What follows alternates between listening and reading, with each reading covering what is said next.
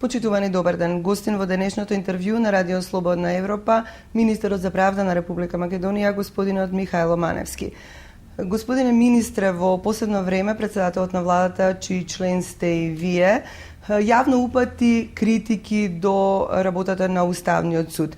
Па дали вие се согласувате дека постојат проблеми во начинот на функционирање на овој суд?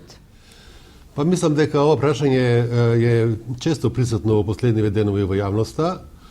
И во јавноста мислам дека се пласира една идеја дека одлуките на Уставниот суд не се коментираат. Мислам дека тоа не е точно. Заради тоа што мислам дека нема одлука на ниеден орган, па и на одлуките на Уставниот суд кои што не може да бидат коментирани од научната, од стручната јавност, па и од граѓаните, заради тоа што сепак со одлуките на Уставниот суд се допираат правата и слободите на граѓаните. И од тоа мислам дека нема никаква забрана во ниеден закон, па нити во Уставот, дека одлуките на Уставниот суд не може да се коментираат. Едно е сигурно, а тоа е дека одлуките на Уставниот суд мора да се извршуваат. Значи не може да стане разговор околу тоа дали ќе се извршува или не ќе се извршува одлуката на Уставниот суд. Едноставно, одлуката на Уставниот суд се извршува без било каков приговор и тоа е функција што треба да оствари владата во рамките на нејзините надлежности. И кога се разговара за одредени прашања во врска со одлуките што ги донесува Уставниот суд, мислам дека се покрена значајни прашања. Беше прашањето за веронауката, беше прашањето за оценка на учениците, тоа интерното оценување и така натаму. Значи тоа беа покренати многу значајни прашања и тука не може да не биде заинтересирана јавноста и да не може јавноста да и коментира и тие одлуки и од аспектот на тоа дали има право на верско образование, на верска поука и тргнувајќи од аспектот на она што треба да значи функција од меѓународен аспект, од меѓународни норми и прописи, каде што тоа не е присилно, каде што тоа е со согласност на родителот, каде што се секнуваат тие општи знаења и така натаму, каде што навистина би било добро еднаш да се каже отворено, гласно и јасно дека секоја одлука на било кој орган во државата е подложна на одредени коментари, а вклучувајќи ги тука и одлуките на Уставниот суд. Со тоа една ограда каде што одлуките на Уставниот суд мора да се извршуваат. Меѓутоа, овие критики доаѓаат од страна на премиерот. Па дали воопшто во моментов се поставува прашањето на промени во поставеноста на Уставниот суд? Па јас немам такви информации досега за промена на поставеноста на Уставниот суд. Јако можам да ви кажам, со оглед на долгогодишното моје искуство и во судските органи, и во други органи, ево и во владата, каде што често се разговара за тоа како е поставен Уставниот суд, особено околу она одредба што е содржана во Уставниот суд, каде што со собствен правилник ја уредува постапката пред Уставниот суд. Има и во теоријата, има и во практиката. Тоа беше актуелно и пред неколку години, кога беше особено покренато прашањето околу измената на Уставот со оглед на реформите во судството, околу донесувањето на уставните амандмани, каде и тогаш се поставуваше ова прашање дали не треба да се измени и таа одредба уставна, а не се измени, со тоа да се создаде можност прашањето за работата на Уставниот суд да биде уредено со закон, а не со деловник за работата на судот како што е сега во Уставот. Мислам дека тоа се теоретски расправи, теоретски дискусии и секако дека и тие заслужуваат соодветно внимание и од овој аспект мислам дека кога да ви одговорам директно на прашањето, сега нема такви никакви размислувања околу измена на одредбите за уставната поставеност на Уставниот суд на Република Македонија.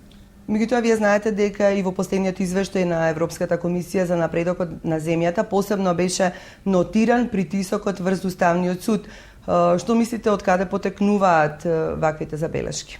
Па ја мислам дека понекогаш многу лесно се посегнува кон тоа да се тврди некаков притисок. Ако се тврди некаков притисок, треба да се каже во што се состои тој притисок.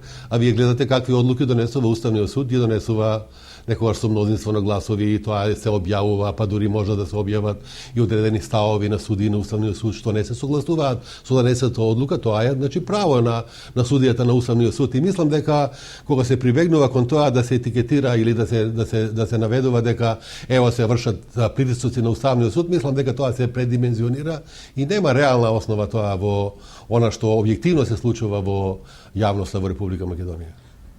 Меѓутоа, од страна на европските институции се уште доаѓаат забелешки на сметка на функционалноста и независноста на судовите. Судовите во Република Македонија веќе не се тоа што беа пред 4 години, пред 3 години. Судовите во Република Македонија се нешто сосема друго сега во овој временски период, со оглед на тоа дека судските реформи што ги спроведуваме ги даваат очекуваните резултати, затоа впрочем и се спроведуваат тие судски реформи. Во вкупниот обем на работа на судовите, значи ние мораме да мериме работа низ објективни параметри. Ако во 2006 година судовите имале 1.737.000 предмети, како обем, сега има 418.000 предмети помалку, или тоа е некаде околу четвртина предмети помалку. Ако приливот на предметите во 2006 година бил некаде 882.000, сега е сведено на 655.000, или тоа е некаде околу 26% помалку отколку што е било во тие години. И од секоја година се постојано намалува приливот на новите предмети во судовите, а се намалува и заостатокот на нерешените предмети за околу 200.000 или за некој околу 22%. Ќе се согласите дека тоа е еден огромен чекор напред што е направен во разрешувањето на состојбите и односите, и секако дека судството станува се повеќе поефикасно, поажурно, понавреме ги решава работите, и секако обрнува внимание на она што треба да значи и доверба на граѓаните во судството. Меѓутоа, ако прашате во антикорупцијската комисија, како и експертите од областа на борбата против корупцијата, секогаш ќе ви речат дека таа борба завршува во судството со оглед на тоа што ниту еден од претставките не се процесуирани. Па мислам дека Република Македонија во ова време, ако направи добар продор, да тоа е продорот во рамките на борбата против корупцијата и организираниот криминал, ние тоа постојано го следиме. И што правиме ние на овој план за јакнење на таа борба против корупцијата? Прво донесуваме соодветна законска регулатива. Јас само да ви спомнам, во измените во кривичниот законник, ние сега воведовме за кривичните дела на корупцијата, примање и давање на подкуп, кога лицето ќе биде осудено, наказано од најмалку 6 месеци, облигаторно да му биде изречена мерка забрана на бавење со занимање од 1 до 10 години. Ги зголемивме санкциите за кривичните дела и воведовме нови елементи на кривичното дело тероризам, воведовме нови елементи на кривичното дело спречување на перење на пари, воведовме нови елементи и нова одговорност на службените лица за кривичните дела трговија со луѓе и криумчарење на мигранти. Ние не го имаме само судскиот систем, како Министерство за правда, ние го имаме и политичкиот систем, од аспектот на законот за финансирање на политичките партии, уредувањето на односите во врска со изборното законодавство. Сега но дали тие се имплементираат, господин министр? Интензивно сега работиме на прочистување на избирачкиот список. Токму на ова прашање дали се имплементираат, значи ние тука сега вредуваме елементите на транспарентност и одговорноста.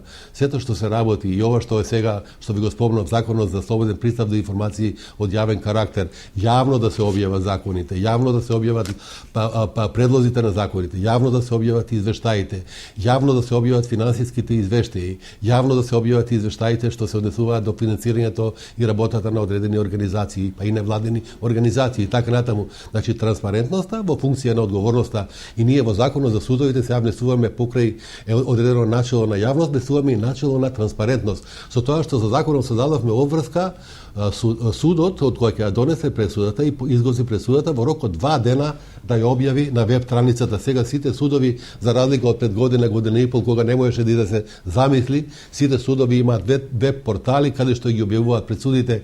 Има до сега објавено над 10.000 пресуди за само 3-4 месеца, а од 1 јануари ова година, значи функционира, влезе во функција, значи АКМИ системот, електронско водењето на уписниците и електронско водење на судски списи. Тоа е еден голем чекор што го прави Република Македонија. Тука сакам јавно да изразам благодарност на УСАИД кој што ни пружа целосна поддршка во имплементација на овој проект и од материјален аспект и од едукативен аспект, каде што навистина тоа е би рекол еден чекор напред во тоа да ние создаваме електронско судство. Ви благодарам за разговорот. Благодарам и на вас.